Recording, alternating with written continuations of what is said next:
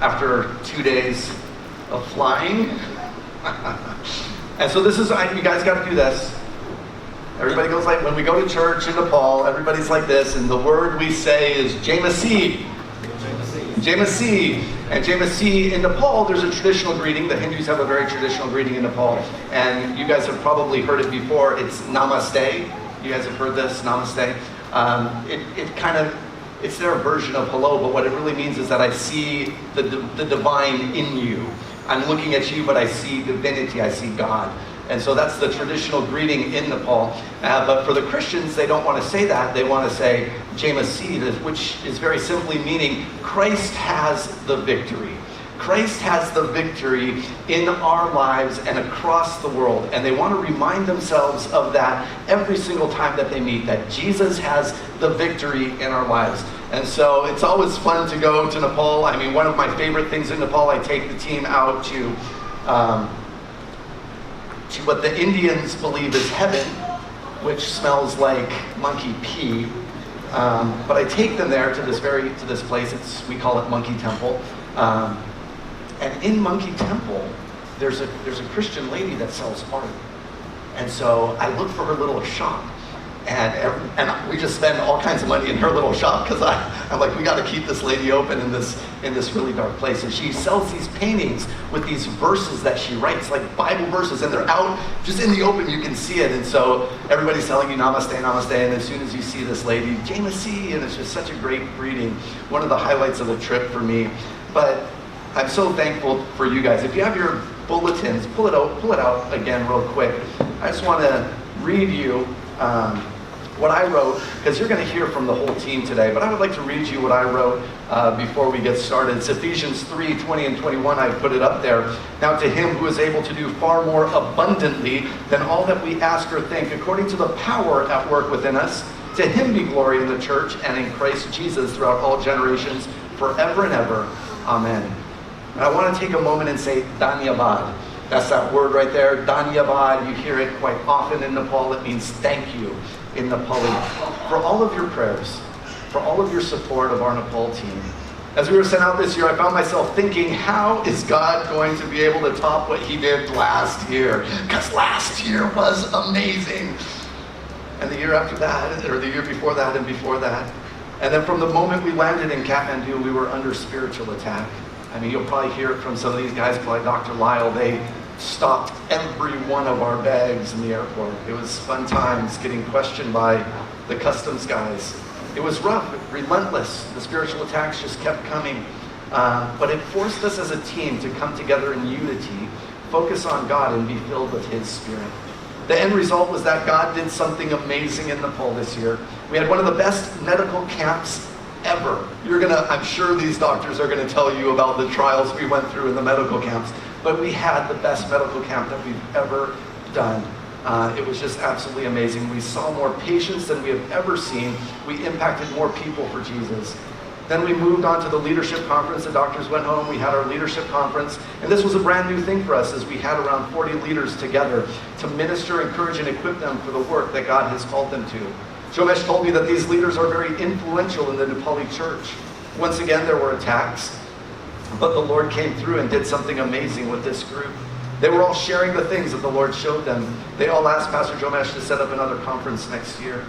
This year was different from all of our past years. The enemy attacked pretty hard, but you and others were praying for us. I mean, we could feel the church praying for us as we were out on the field in Nepal. And the Lord did exceedingly abundantly above all that we could ask or think. And I just want to praise him for what he did in Nepal this year, because he gets all the glory for the amazing things that went on.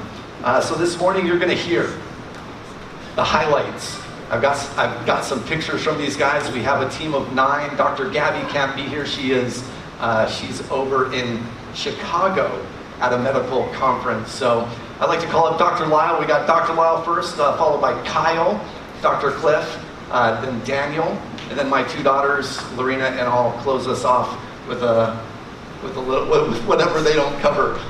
Oh, do we have for Dr. Lyle. First up, how many years has this been for you, Doc? This is your 4th year. So you just, you push this. First of all, I just want to say thank you for all those prayers, because we were really reeling from everywhere attacks. Even before we left, you know, and I told Jomesh, you better be ready because it's all starting before we even left Hawaii. And, you know, I was a little surprised, but not surprised when at the end, he really concurred that he never felt this much attacks. And so did I. I never felt this way before. Anyway, this first picture is just what it looks like when we have to pack up our four-wheel drives to get out into the country. We're leaving our oasis in Kathmandu, Pension Suzata, run by the Mr. and Mrs. Hatta. And we really enjoy our time there because it's a safe haven. Nice Japanese food because Mr. Hatta cooks amazing. Oh, sorry, wrong way. Besides, you know, me being a dentist, I'm Dr. Nerd. So my nerdiness, you've all seen my lights. But for the second straight year, I'm giving a hands-on seminar where we build solar-powered LED lights with 300 LEDs in this bottle. It's got 30 and 30 watt panels, so it's 60 watts of recharging capacity. And you all get to see it and touch it, but I want us to bring light to Nepal. And I want people to get excited to the point where they ask for us to do a class. That's my goal. And the ultimate goal is for Jomesh to gain some way of, you know, creating funds for his building churches. But all the men who participate, and by the end of the day, they're like little boys with their first bicycle. They are so happy, elated, beaming. You can't get the smile off their face because they got some high-techy toy now that they would have never gotten. So I'm glad to do it because, you know, it's part of my makeup. First year I went, I thought, oh, I'm going to do a lot of, you know, pull a lot of teeth. But the end result was, after 4 years, I lost 40 pounds. And to the point of, you know, I got to explain this picture because last year, my pants was on my knees and I was standing there in my BVDs in 2 airports because I didn't have a belt. And when I did have a belt, but they forced me to take it off. I said, I can't, it's gonna fall. They said, no, you got it. Well, I said, okay, here it goes. And I fell off at Kathmandu Airport, and then at Bangkok, Swavabhumi Airport. And then when I went to Japan, I spoke Japanese to the girl. I said, if you want an old man naked show, I'll give it to you. And she said, no, put it back on. So I escaped there.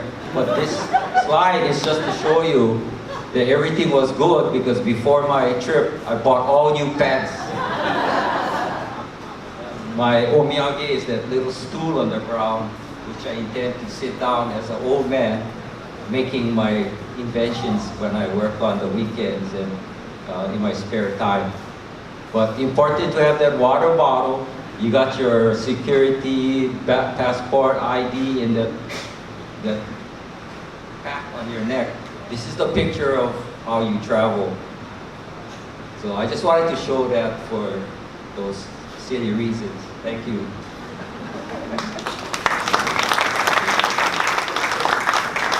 Yes. 4 years ago, as Kyle's coming up, 4 years ago, I thought Dr. Lyle was going to die in Nepal. That's what I thought. When Dr. Paz, who's not here today, who is a colonel in the Army, she oversees all the doctors, she oversees the medical teams that go down to the South Pacific and stuff. When she comes up to you and says, Eli, I'm worried. yeah, that's when you start to be like, oh my goodness, what's going on? I mean, his whole side had frozen up that first year. Everything was going wrong. He was dehydrated. He's lost, look at him now. I mean, he lost 40 pounds. The Lord really did a work in his life. This man is a changed man because of what God did with him and through him. And he just won't stop now. I feel like if I don't go to Nepal, he's going to go without me. And I think that's true because he just has a heart to see what God's going to do. And so thank you, Dr. Lyle. That was one more. This has to do with what he's talking about. But at the beginning, I thought I'm going there to a humanitarian mission, pool tea, this and that. But you know what? God had different ideas. He said, brother, I'm going to teach you something. And what he taught me is humbleness. He taught me all the excesses that we all have. But his real mission was, brother, you dare to lose weight. Hey, we never lost weight this year. I don't know. Oh, you got your memories. Kyle, come on up. This is Kyle's first year, Dr. Cliff's son, and he was a blessing for us in Nepal. Jomesh said this was the loudest mission we had ever had, and I think Kyle was a little bit a part of that. But you should have heard him after our mission was done. We were worshiping up on the top of the little guest house we were staying at. Jomesh went Facebook and Facebook Live, and it was so good. So, Kyle, I got your pictures right over here. You're good to go. Thank you. All right, hi everybody. I'm Kyle Park, 24 years old. I went to Punahou School, graduated in 2013, and went to UC San Diego in California for college. And I just graduated this past year, so this is my first time coming back home to go out to Nepal for my first missions trip. So some of you may know Dr. Park is my father. So it was his first time last year going to Nepal. To do, like the dental medical missions work out there as well. So this year he invited me along. He's like, hey, come along this year too. So I was like, all right, I have time. I can do it. I mean, I'm open to this experience. So I guess I didn't have many expectations going into this trip. I didn't know what to see or think or expect or really anything other than that it was just going to be so different. It was just going to be so radically, fundamentally different than what I was used to living in Hawaii and California, just in the first world in America in general. So the whole purpose of our missions trip was to set up basically like a pop-up clinic in this very remote rice paddy village. Well, first in Gorka, where the church grounds that we were staying at were, and then second in Bidri village, which was the more remote. It took about an hour and a half drive to get out there. So this is a shot that I took when I was assisting. I guess I was photographing, but so like me and Daniel as well, we were like the assistants. We were shining the flashlights and suctioning a lot of the blood and saliva as the dentists themselves were doing the extractions or teeth cleanings and other surgical procedures. So over here, this is my dad anesthetizing one of the patients, and you see all the different villagers lining up.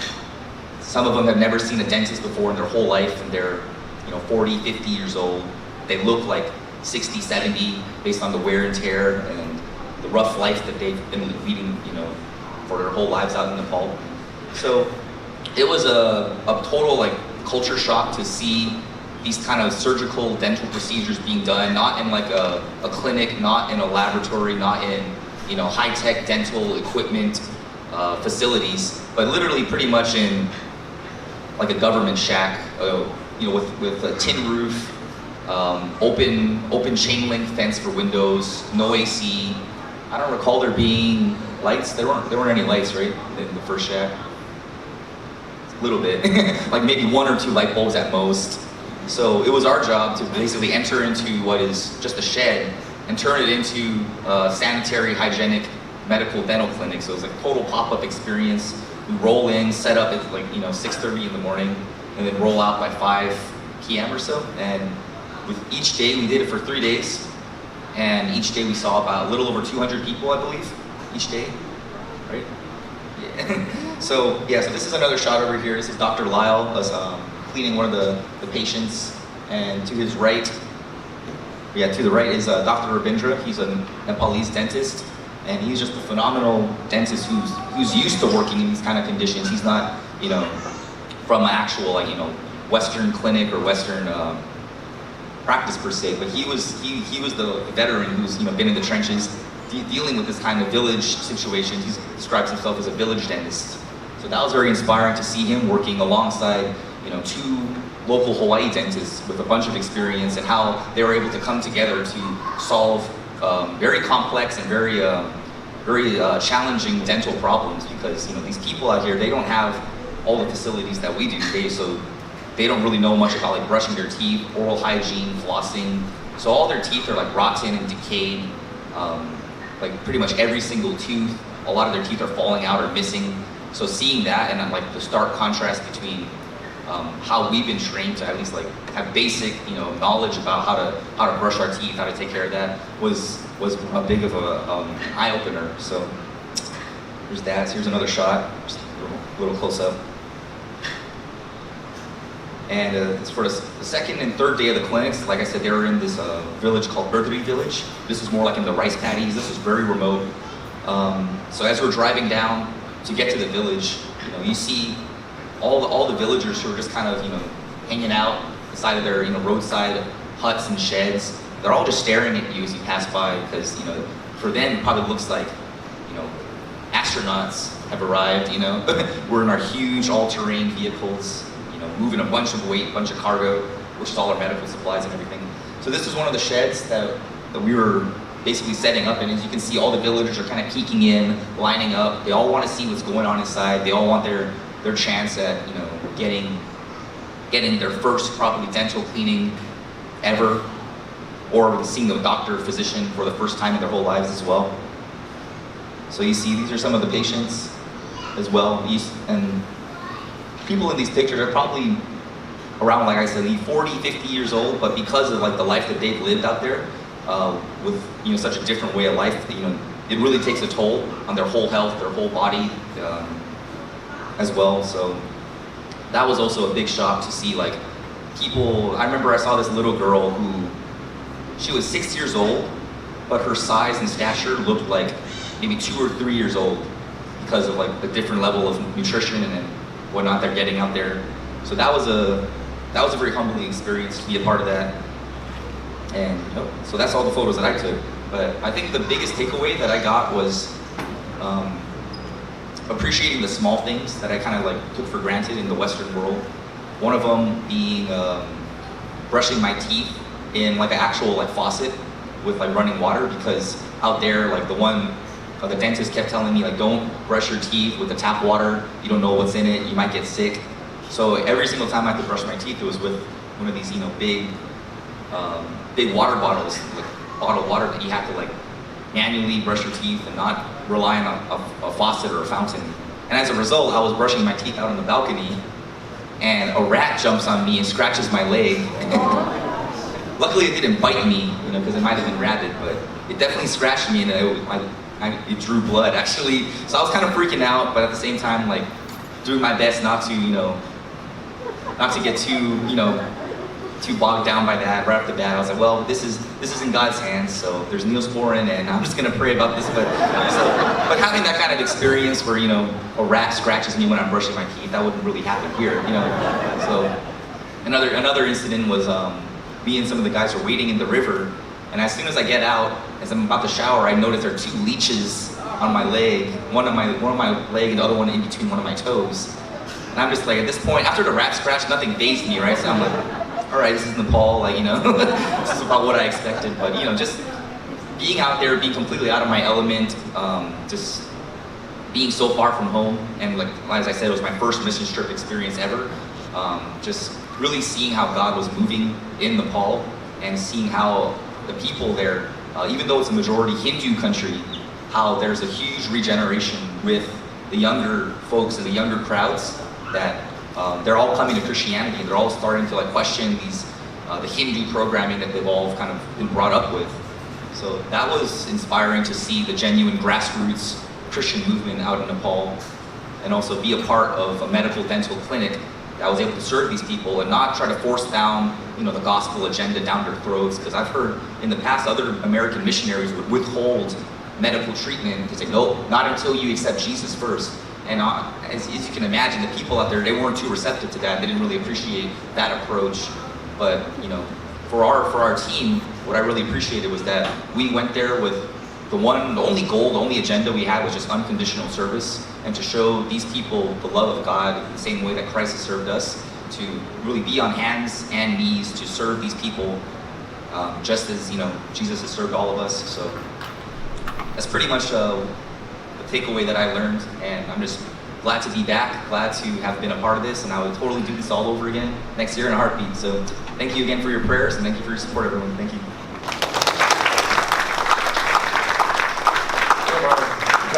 Dr. Cliff, second year coming.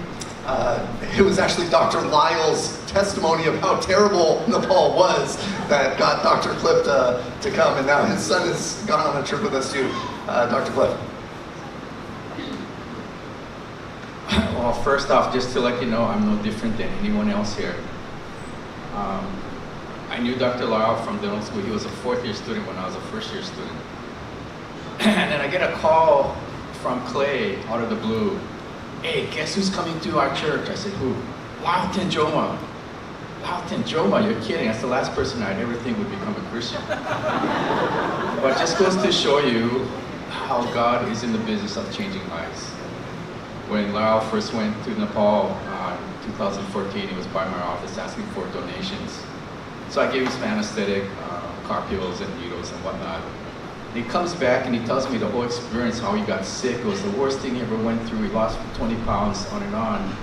And then he goes back again the second year. I think he's nuts, totally nuts, from the experience that he had, the first time.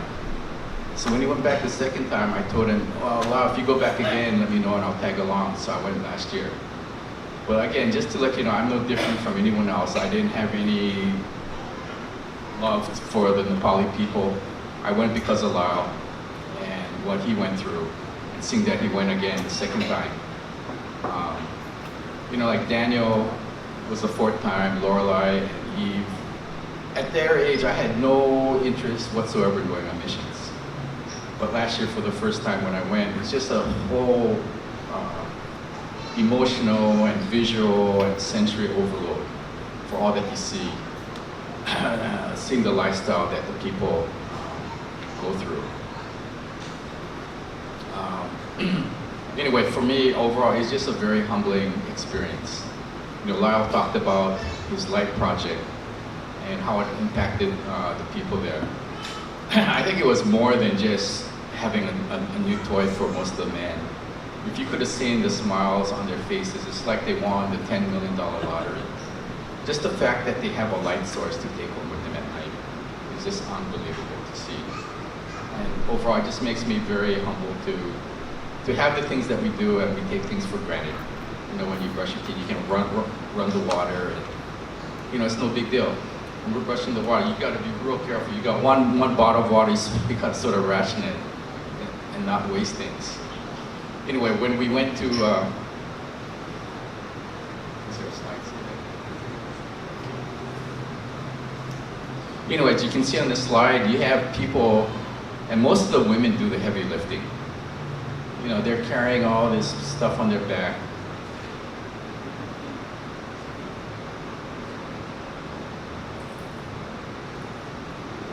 This is one of Jomesh's relatives. Her parents were out, so she and that's Diraj's mother. They're waking up like at 4 o'clock in the morning to cook 3 meals a day for about 25 of us. So the people from our team from Hawaii and the Nepali team. But you can see there's a wooden, they have to make the fire manually. This is Lorena, Eve, and Lorelei. I thought it was really cool that they have.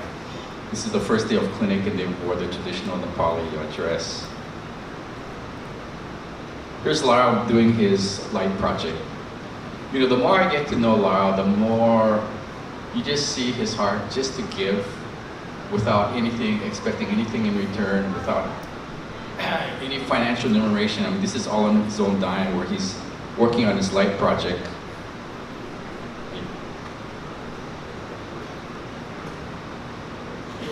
That's the light before it's turned on in Jomesh's place. That's the light turned on. But the fact that these people have a light source is just unbelievable, that you would not believe. Again, this is the clinic. People have mentioned the Nepali dentist, Dr. Rabinja. That guy is phenomenal. Totally phenomenal. And to think he goes to Africa, he went to Mozambique for his own mission. I think it was said that the dentists make about $10, $15 a day in Nepal for all the training that they do. How much do you think that bag weighs? And this is common to see, the women carrying bags on their back. In that village, this is where they get their water, this is where they take a bath, this is where they do their laundry. So again, it's just very humbling to see what we have and what they don't have. It's mind-boggling in 2017, 2018, over half the world still doesn't have access to clean drinking water. We're told 42,000 Nepali die every year due to waterborne disease. Here's a man carrying stuff, I guess, for his livestock to eat. This is in the village that we're at in Birdi. Here's the dental team, medical team. Dr. Rabinja next to Lyle. Again, that guy is such a humble, down-to-earth guy. The person in the middle, Dr. Shrishti, went to medical school in Pakistan. Bangladesh. You just can't imagine a woman being in a Muslim country going to medical school and all the flack that she had to go through to complete her medical training. Imagine there's a solar panel in front of the government office here. This is in Birdi. And all this solar panel part was a computer, a printer. There was one small light bulb in the whole building. This is a picture of the police chief in that area, and Eli and I thought, we're in trouble. This guy is going to close down the clinic. Fortunately, he didn't. Okay, this is my son in action assisting Ravindra in the clinic. Lyle brought cans of Spam, so he introduced Spam to the Nepali people. This one, you can't really see it too well, but one of the Nepali translators, Jessica, she had Spam every single morning. So I think Lyle got her addicted to Spam. Again, we're driving out. This is some of the views of going back to Kathmandu, where people walk. They've got this bridge, single suspension bridge over the river. This shot, you can see people in the river washing their clothes. So a lot of the physicians, I should say, a lot of the patients that came in to see the physicians had a lot of skin rash, ringworm, contact dermatitis. And it's all from being in the river, which is not the cleanest. Again, that's our team from Hawaii. Oh, it is, okay, sorry.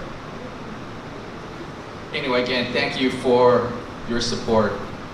You may think that all the people that are, well, I can only speak for myself, but all the people that go on missions, you think they're,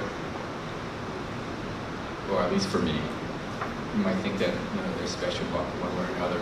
But I think you as a congregation are even more important because you're the ones that are supporting Eli. You're the ones that are supporting the people financially as you allow them to go out. And one last thing. I think everyone has heard Jomesh here once. He spoke last year when he was here, taking a risk, getting out of your comfort zone. Well, the more you get to know Jomesh and see his heart, he talked about all the things, I don't think there is a real true Hindu. Because all the hoops and things that you have to go through every single day is such a burden to a person who says, I belong to the Hindu faith. There's just too many rules and rituals that you go through. It's such a burden.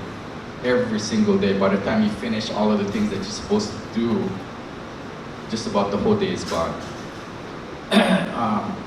So I think, we're going up to Birdie. There was a 10-year-old boy that came out in front of our van and he went like this. And I'm pretty sure that boy was demon possessed. I know Daniel and some of the others have seen actual spiritual warfare where people are demon possessed as a result of a lot of these religions. So pray for Eli, pray for your leaders here. When you're in spiritual battle, the enemy is going to shoot the guy with the 2 bars on his head, on his helmet, or the silver oak leaf. He's not going to go after the infantryman with one stripe on the side of his arm. So thank you again. It's been a real honor for me to be with you, for Eli and the rest of the team welcoming us to be part of the team.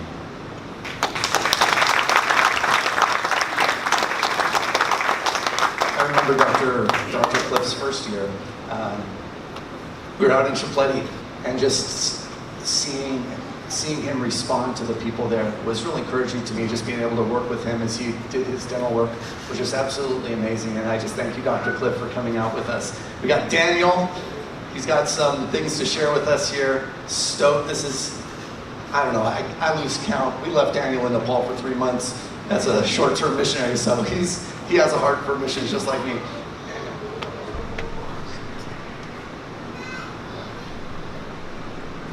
All right, so this was my 4th year going back to Nepal. As you know, I love that place. That place is my second home. I have a family there. It's just a wonderful time being there. When I go back, it feels like no time has gone by. We just pick up where we left off, just on our conversations and everything, and it's just amazing.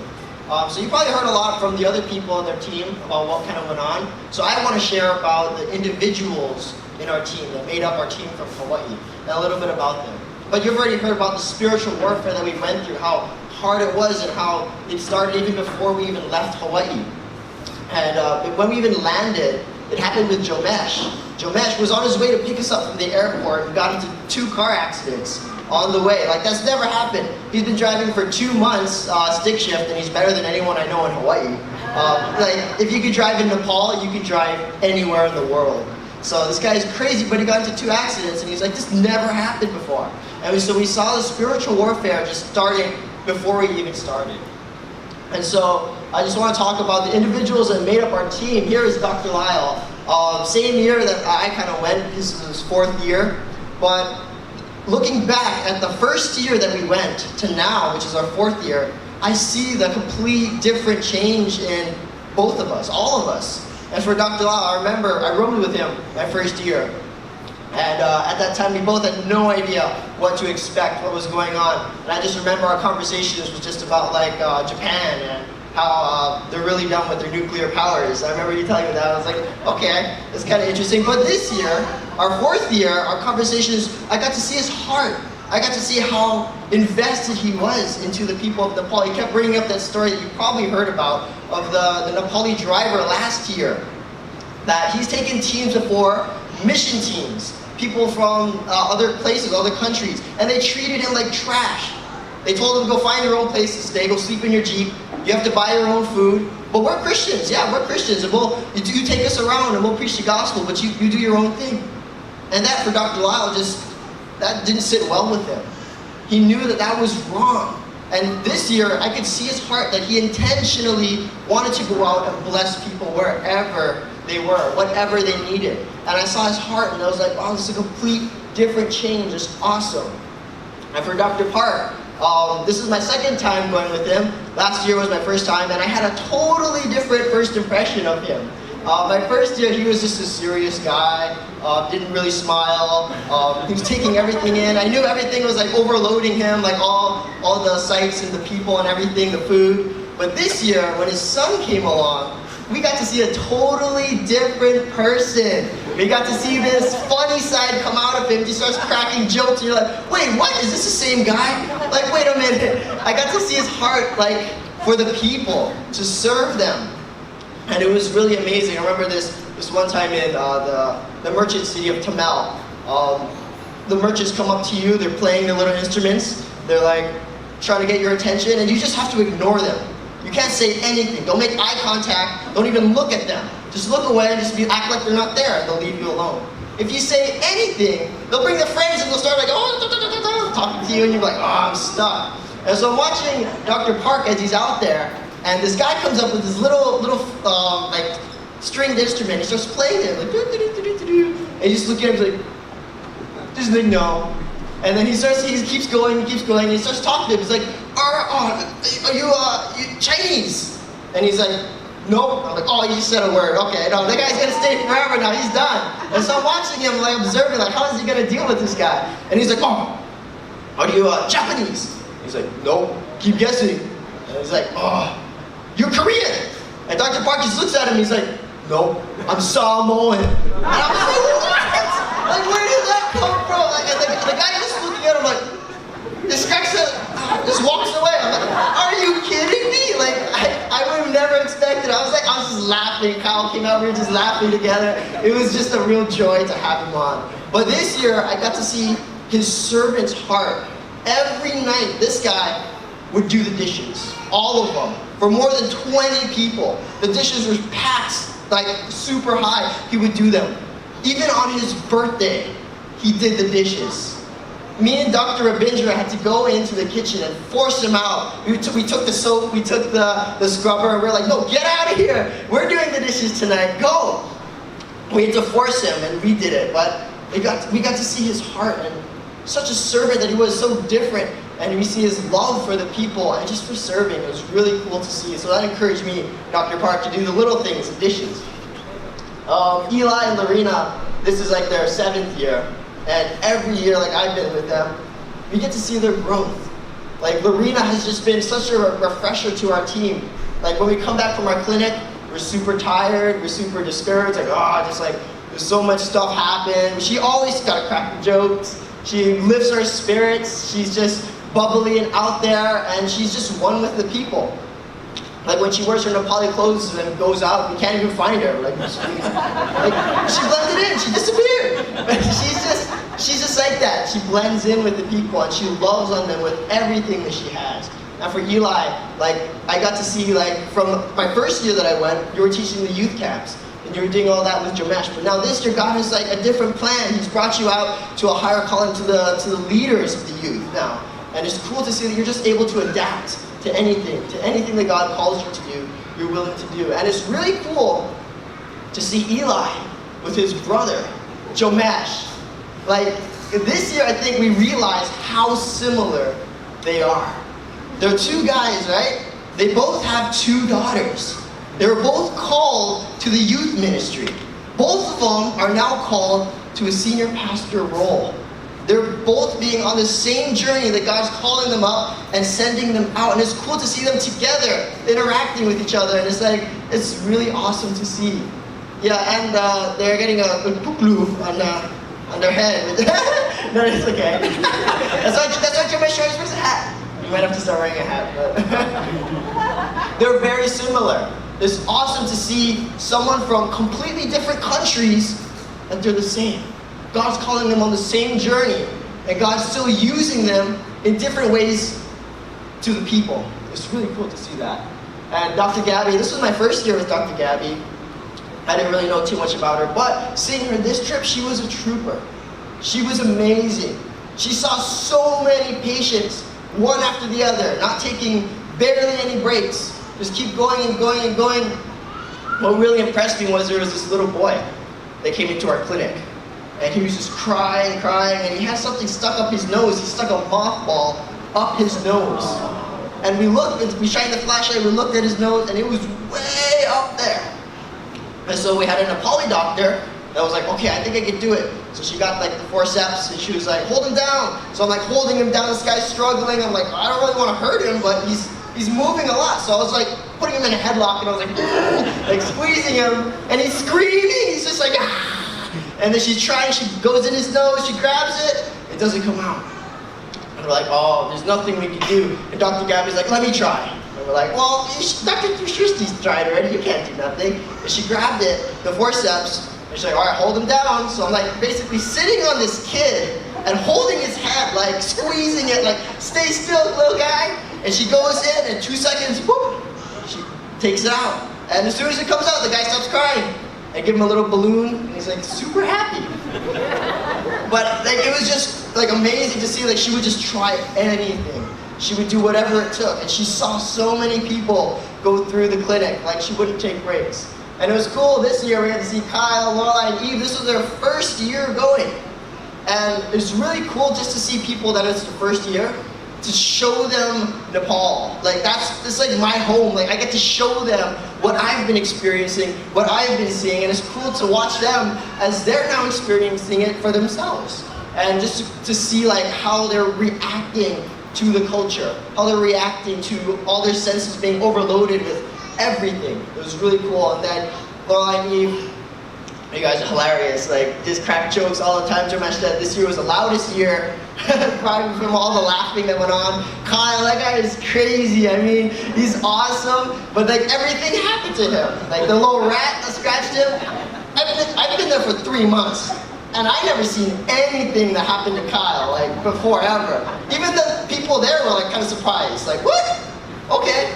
Getting the leeches on his leg, juga, all that, like, bruh, it's awesome. And he just took it like a champ. He was just like, well, it's Nepal, you know? I mean, we just laughed it off, and he just had an amazing time. It was really cool just to make another brother, just in Nepal, connecting in this different country. And so that's really awesome. But if we were to say that this was a team for Nepal, this is a Hawaii team that went to Nepal. But if we said that this was a team that God used, that'd be a lie. That wouldn't be true, because this is a true team.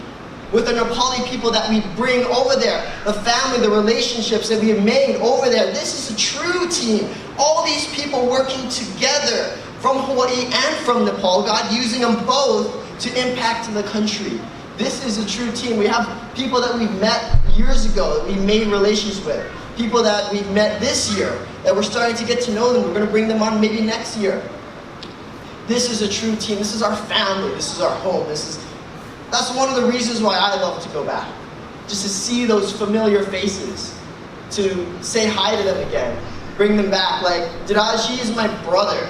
Like, we spent 3 months together. He took me around. And his mom calls me her son. She says she has 2 sons every time I come. She says, Diraj and you. And I call her mom. I call her Ama. Like, all the time. Like, it's just really cool just to have that placement, that family, you know, in your heart in a different country. And so that's really cool for me. But for me, on this trip, I was thinking like, what can I do differently? Like, I know I've been talking a lot about change for the other people on our team, but for me, my first year, I kind of went just for fun, to experience Nepal, to see what was out there. But this year, I was trying to be intentional. And so on the plane ride, I remember praying, I was like, Lord, what can I do? Show me what I can do to help these people, to be an impact. I don't care, whatever it is, big or small, I'll do it, Lord. Just give me that direction. Show it to me. And then I prayed a really, really risky prayer. I said, God, you gotta humble me, make me not think of myself. Then when we got to Bangkok, my wallet got stolen or missing, I don't know. But I was like, okay, I prayed for it, you know. Maybe I shouldn't have, but I did. But that happened, so I was like, okay, God, you're starting to work in my life. What are you doing? And so when we got to Nepal, we got there, I felt God telling me, you gotta pray for people. That's it. Just pray for people. That whoever I tell you to pray for them. Take them on the side and just pray for them. So it's like, okay, God, I'm gonna do that. Whoever you put in my heart, I'm gonna pray for. And so we did that. And one of the guys, this is our driver. His name was Deb. We called him the Rhino. I'll tell you the story a little later. But I remember the story that Dr. Lyle told us about the driver, right? And I was there, I experienced that. And so as soon as we landed, I remember seeing him as a driver. And I was like, okay, this guy, I don't think he's saved, but he's not our driver. He was for the doctor's team. We had a different driver that was a Christian, it was Jomesh's relative. And so I was like, oh man, like, how am I gonna get the opportunity to share with this guy? To kind of talk to him? I'm not gonna really see him a lot. But God brought us together. During the second and third days of the clinic, we were in the little shack, right, that Kyle showed you guys, in Mirdi. And he was doing kind of crowd control. He was working with the crowd to help them sit down and whatnot. And I was like, oh, he's not really doing that much of a job, you know what I mean? He's just like telling people to wait and sit. But it got bad to the point where he had to leave to get lunch for us. And so he left to get lunch. And I'm over there, and then all of a sudden these people start coming in the door. And we're like, wait, who's sitting where? And we're getting stressed out. We're like, wait, are you dental? Are you medical? Are you first in line? Are you fifth? Like, what number are you? And so I'm like, okay. So I take off my scrubs. I'm like, all right, I'm going to be crowd control. So I'm like, how hard can it be? You know, and you just tell the people where to go. They start coming in. I'm like, wait. And they start sitting down like, no, get up. And I can't talk to them. So I got really good just using my hand. I was like, just stop. And then I'd be like, just sit down over there. Like, no, you wake up, no, get, sit up. And it was really difficult. And I was like, oh man, this is so hard. Like, I need that guy. I need a crowd control person. I'll be like, where is he? And then I'll be like, oh, he's off like getting lunch. And then he came back. And I could hear him outside before he came in. And he just started like, yeah. And he started like yelling like, and everyone gets a single file line. As soon as he gets in, he's like, what? And they're like, oh, they get up and then they sit down. I'm like, whoa, dude, this guy is amazing. And so I'd grab him and hug him and be like, dude, that's awesome, man, thank you so much. And I was watching him and what he did. This guy did anything. Not just crowd control, he threw on a pair of gloves. He started getting dirty into the people's mouths, sucking out the blood, assisting the dentist with me and Kyle, taking out the trash, taking out the dirty water. He would do everything. And I was looking at him like, why? Why is this guy doing this? He's not a part of our team. He's not a Christian. Why is he doing this? And that really puzzled me. And I was like, this guy amazes me. And so I was like, I need to talk to this guy. I need to do that. And so I remember just being with him, and Lorena told me, like, hey Daniel, go give that guy a little stuffed animal. Because, all the volunteers are getting stuffed animals from the little kids section. So give him one. I was like, this guy's a grown man. Like, what's he gonna do with a stuffed animal? And so I was like, all right. So I was digging through the stuffed animals. Like, what the heck is he kind of like? Like, there's like a little Ronald McDonald stuffed animal. I was like, no. There's a little rhino at the bottom. I picked it up and I was like, well, they have rhinos in Nepal, so maybe he'll like that. So I go up to him, and I give him this rhino. I was like, hey, this is for you. And he's like, oh, thank you so much. And I'm like, it's kind of awkward. I was like, it's you. I'm like, you're the rhino. And he's like, what? And I was like, well, because you're so big and strong, and you're able to adapt to anything, and you have such a servant's heart. And he's like, oh, thank you. I was like, you're the rhino. And he comes in, and he's like, oh, we're the rhino. And we're like, yeah. And that became his nickname the whole trip, the rhino. He'd be like, you have the #1 Jeep, the best Jeep in Nepal, and you can go anywhere with that Jeep, you're the rhino. So he really liked that. But I knew I wasn't done with him. And I really wanted an opportunity to kind of win him over to Christ. And so I remember we had one devotional it really stuck with me. And I think it's Oswald Chambers, right? He wrote that. It was one of the days, and this is what he wrote. This is what we read. He said, the aim of the missionary is to do God's will. Not to be useful, not to win the heathen. He is useful, and he does win the heathen. But that is not his aim. His aim is to do the will of the Lord. And in my mind, I was like, it's like processing my mind. And I was like, but I really want to win this guy. Like, he's so awesome, I can't just stop. Because I saw his life.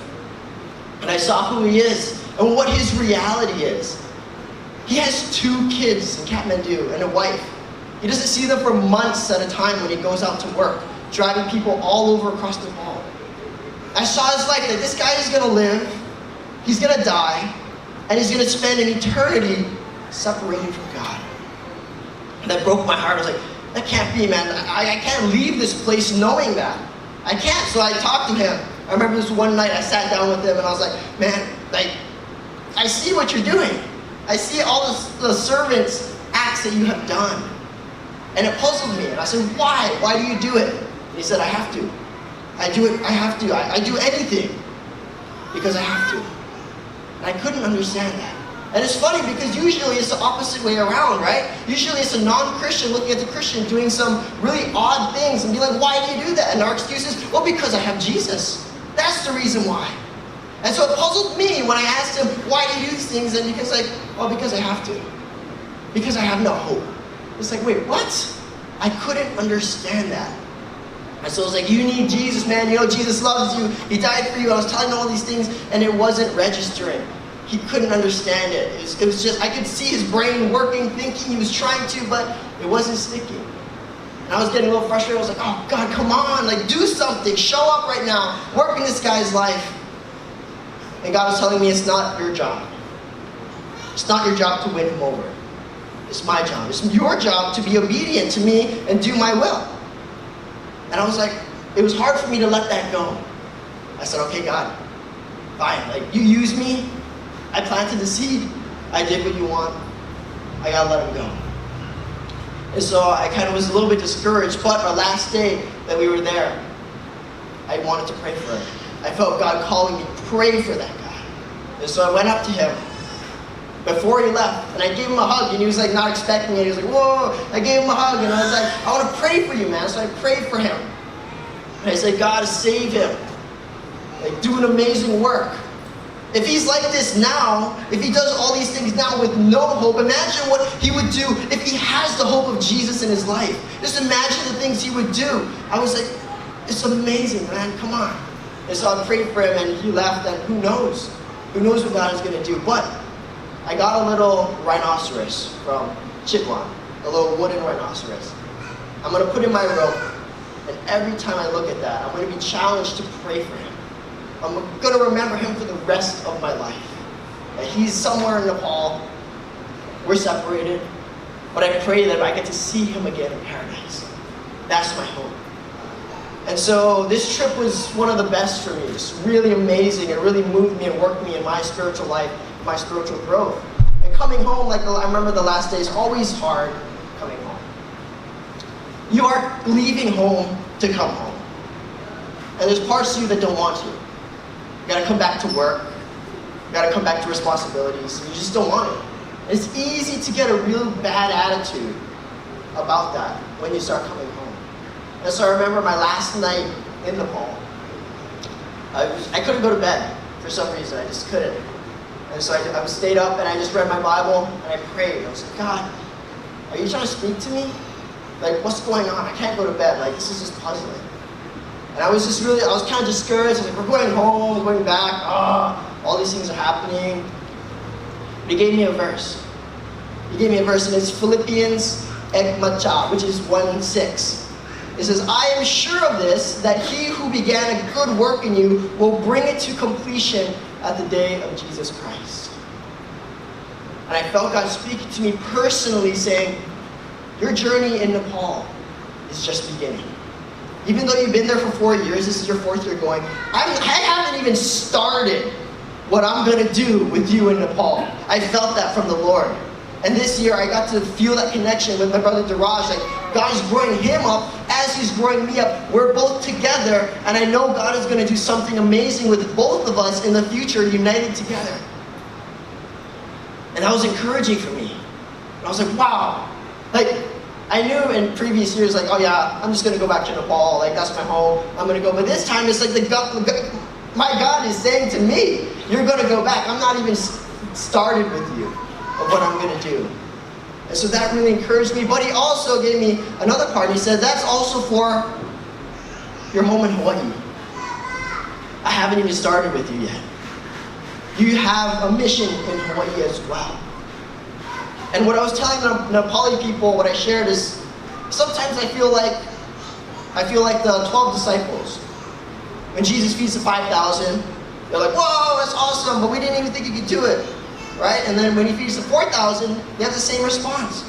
Like, oh, how can we feed this many people? It's impossible, Lord. But Jesus says it's possible. It was so frequent when Jesus did that miracle, but they forgot the power of God. They relied on their strength.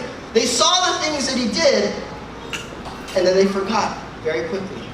And it's like that for me. When I go to Nepal, I see what the Lord does. I see the things that He's doing in my life, in the lives of the team, in the lives of the people in Nepal. When I come back to America, I forget. There's Debs out there in America.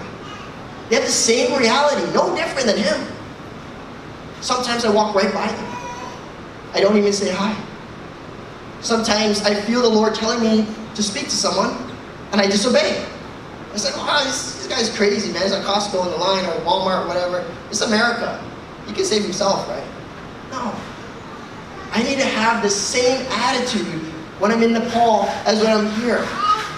God was telling me, He kind of convicted me like, you gotta work in Hawaii as well, man. You gotta have that same mission, vision in Hawaii.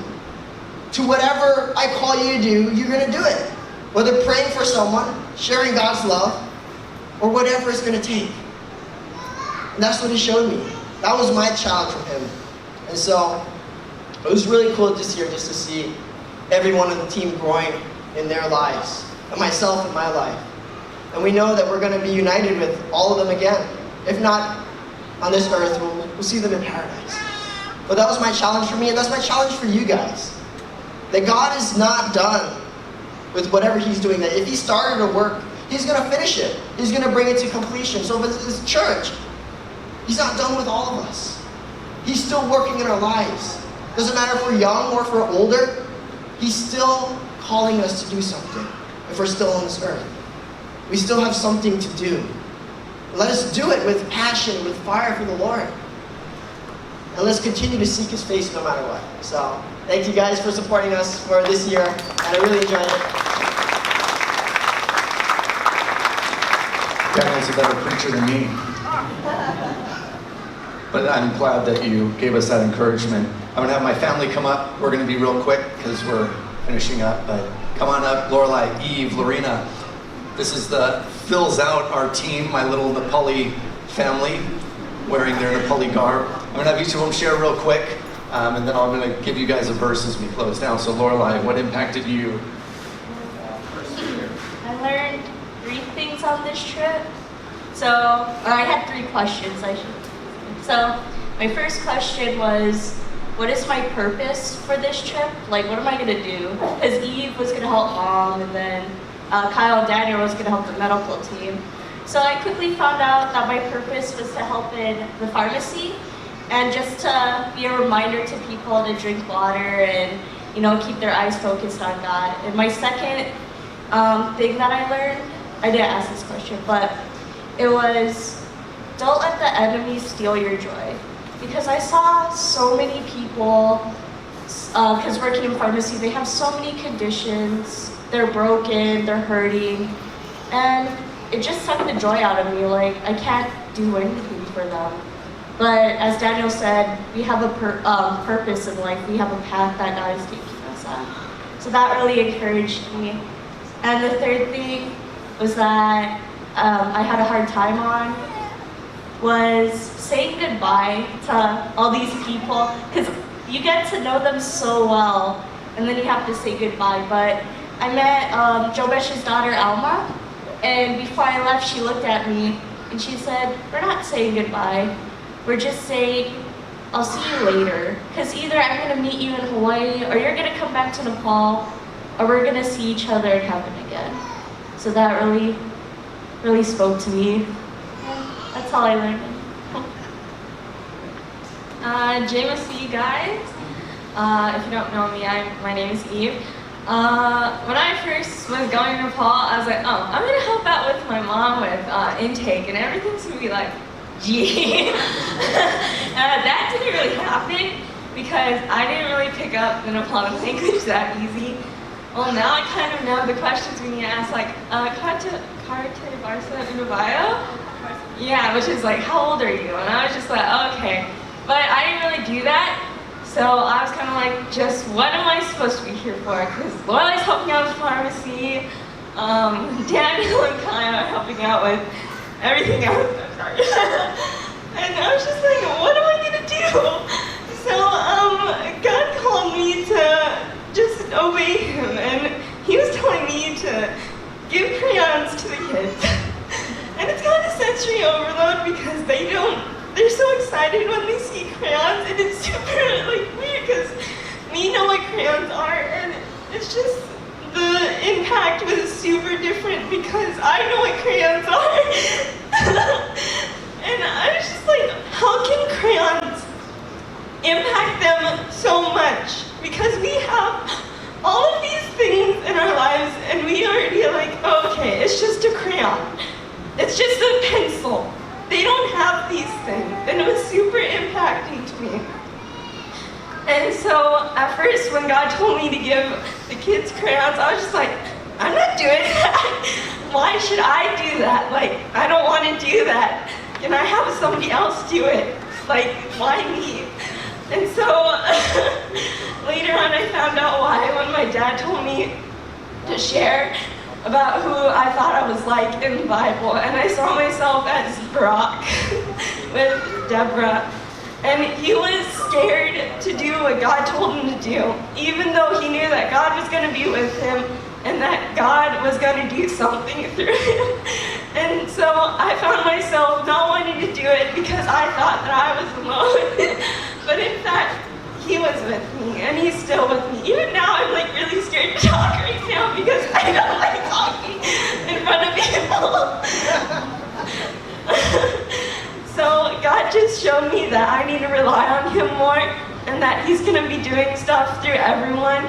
And I'm sorry, Kyle, I think we kind of jinxed you because the first thing that we said before we leave is our theme for this year is going to be #Save Kyle, and it was because he got attacked by a rat in Judah. JMSC, everyone. Yeah, I just want to say Dari Dari Dhanabad, which means thank you very, very much to all of you for supporting our team, for sending us, for praying for us. Oh my gosh, your prayers are so felt in Nepal. You know, you would think after being involved in Nepal mission since 2012 that, you know, veteran missionary, right? Well, God just blew everything out of the water. I was going thinking I would get to show my kids, like, oh, you know, like going home, you know, this is that. God just completely had me, while I could still show them, you know, the culture, the places, as far as my abilities, it was only God. Everything that I thought I knew, God completely took and said, Lorena, sorry, we're putting that on the side. I'm going to show you something new, which was, to me, completely amazing, but completely unnerving. I don't know if you've seen the new Peter Rabbit movie, where there's that deer, and even when, you know when deer see headlights, they stop and freeze? Well, even in the daytime, the deer sees a car, and he's like, headlights, and the lady's like, really? It's not even on? That was really me. I was just kind of, okay, God, what are you going to show me next? Because I'm a blank slate right now. Evie probably saw it the second day of clinic we had. I couldn't remember how to speak Nepali. It blanked out, and I was like, God, please, there's a line, and they're starting to mob us. I've never seen a line like this before. Nepalis don't stand in line. They don't really know what a line is. So they tend to crowd. They come from the back. They come from all sides. It was really nuts. It was funny seeing Dr. Lau come out, and he was like, what is this? But, you know, I'm fortunate in that God lets me see the behind-the-scenes stuff that even the rest of the team sometimes doesn't get to see. Because I look Nepali, because I can speak some of the language, because I'm just curious by the nature God gave me, the personality God gave me, they tend to kind of take me under their wing and want to show me like more, you know? And because they're at a loss as to how can this girl look so Nepali, be so Nepali, and can't speak Nepali. So I'm just really fortunate, and I get to, you know, watch everybody grow. One of the most amazing things I got to see was seeing the team grow spiritually. I know Daniel touched on that, and I wish we had more time. I'm part Portuguese, so I can go on for hours. But you know, just watching that, I can officially say that the 40 pounds that Lyle lost, I gained. So I got that.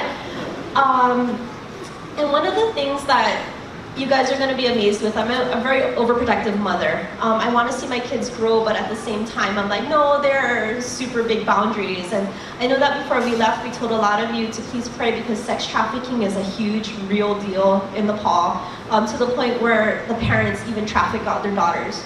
because they're so poor, they need the money. But it was so funny, we got there, and I just felt like we're at home. So when we get to Gorka, my girls are like, can we go to the river? And I'm like, yeah, go. As long as Daniel goes, you're good.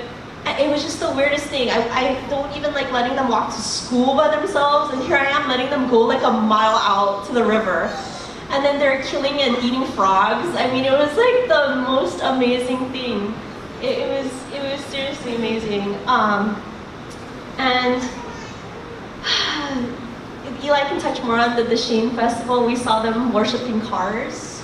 So please pray for the people. They're, especially like Dev, our drivers. One of the things that this verses that kept coming back was Psalm 46:10. Be still and know that I am God. I'll be exalted among the nations. I will be exalted in the earth. And I really just needed to be still this trip and just take everything in. So I'm still processing, so please forgive me. I'm still not really all here. Big part of me is still in Nepal. And just the spiritual warfare aspect of it, it's still really affecting me, so you guys can still be in prayer. I'm having an extremely hard time adjusting to coming back home. I've never had it this bad, ever, so you can still be in prayer. Thank you.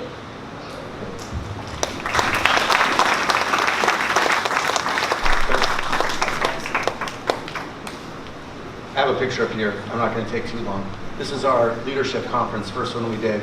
Absolutely amazing. I had 8 teachings. They all were so stoked that we were there. It kind of just blew my mind.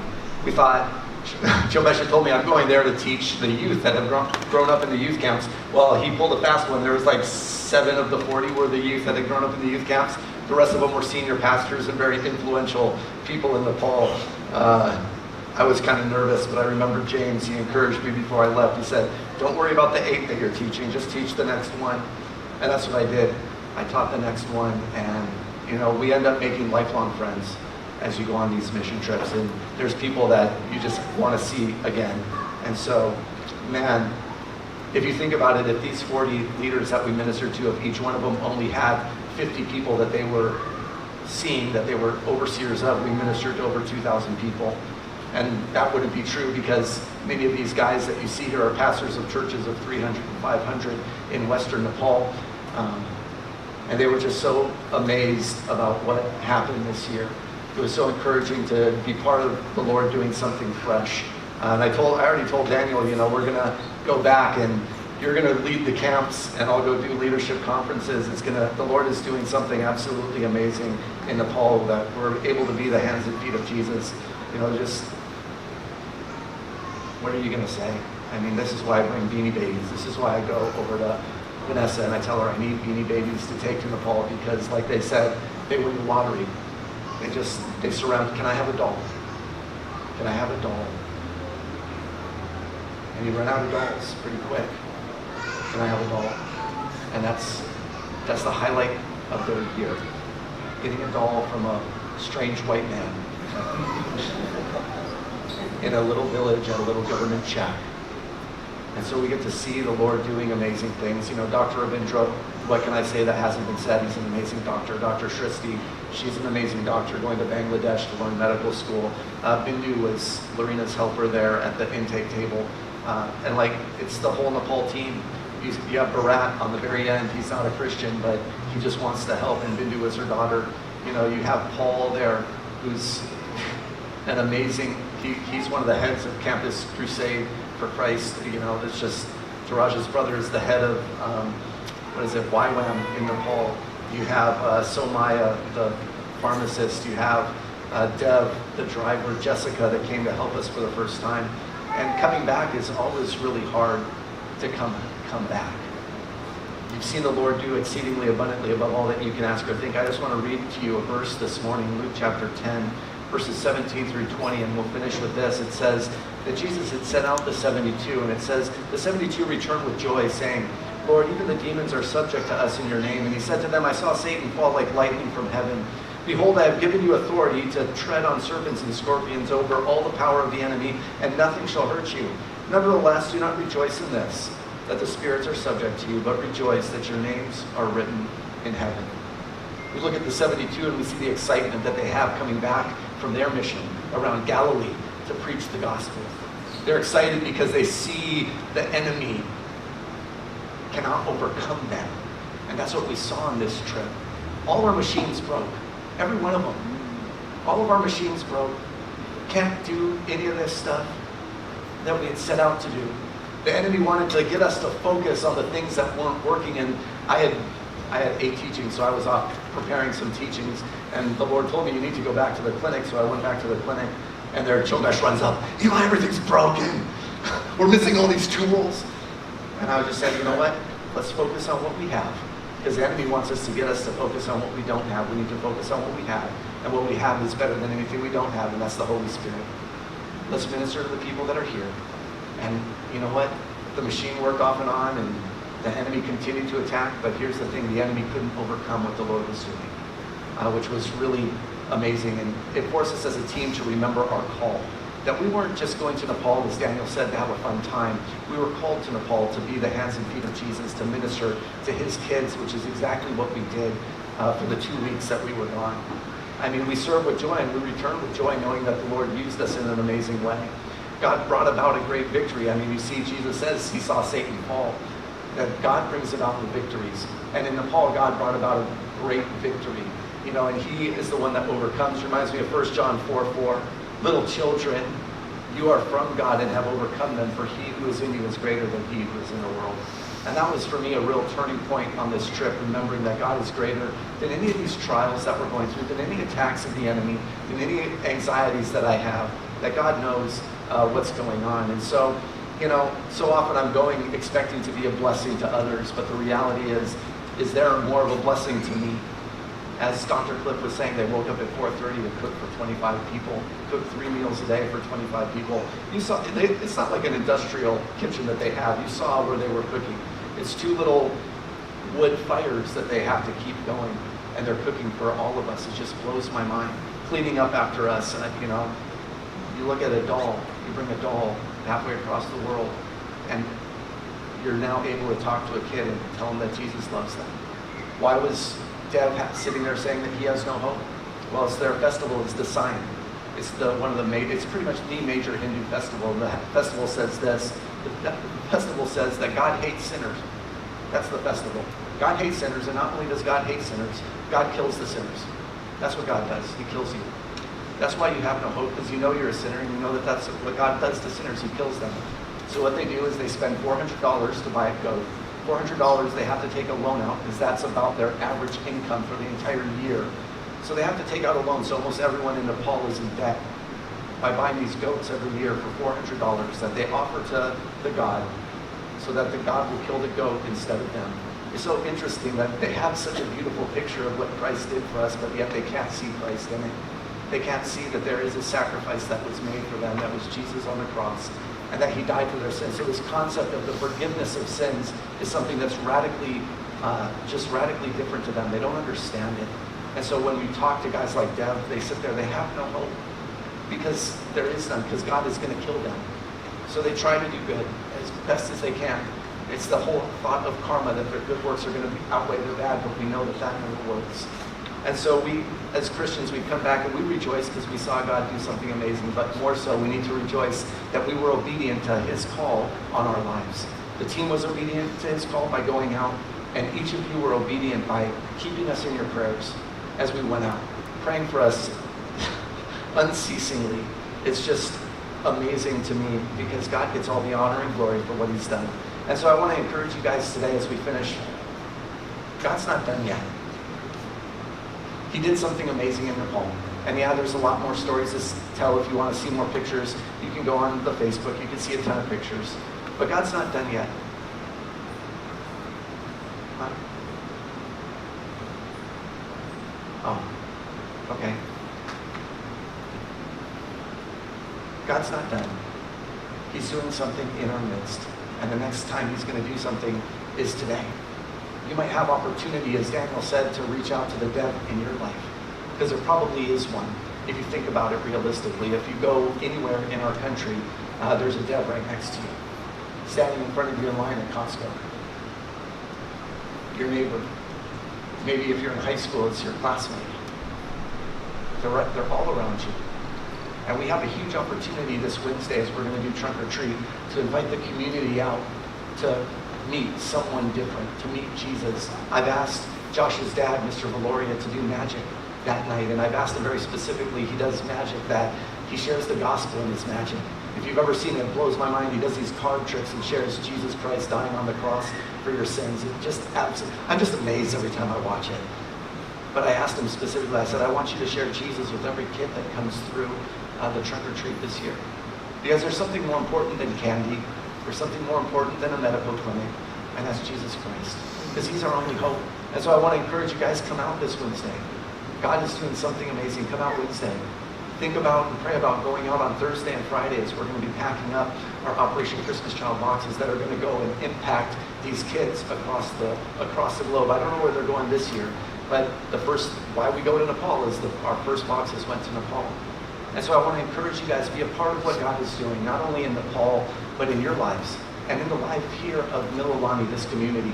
So with that, if we could have the worship team come up, let's just sing a final song together and let's pray. Father, I just thank you for what you did in Nepal. Lord, we thank you for doing exceedingly abundantly above all that we could ask or think.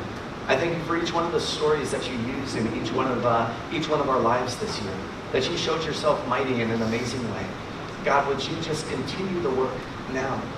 Help us to see the work that I know you're doing work in Nepal, Lord. It's very easy to see it there, and sometimes we can get discouraged because we don't see it here.